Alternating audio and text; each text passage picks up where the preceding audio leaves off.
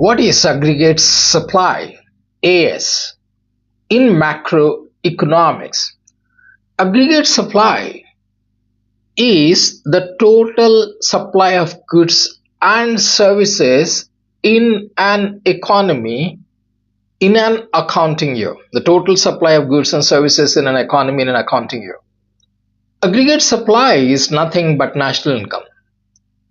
We know national income is defined as the total net money value of all final goods and services produced in an economy in an accounting year. So it's similar like aggregate supply, the total money value of all goods and services produced in an economy in an accounting year. That exactly is aggregate supply. Since aggregate supply is nothing but national income, mind it, the components of national income automatically will become the components of aggregate supply.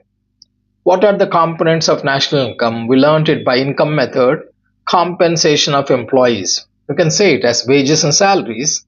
Number 2, rent and royalty. Number 3, interest. Number 4, profits. And number 5 is mixed income of the self-employed.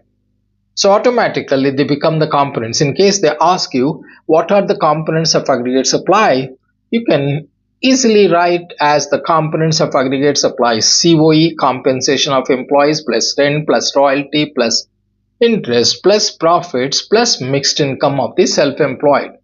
It's the same formula which you learned it earlier for the income method.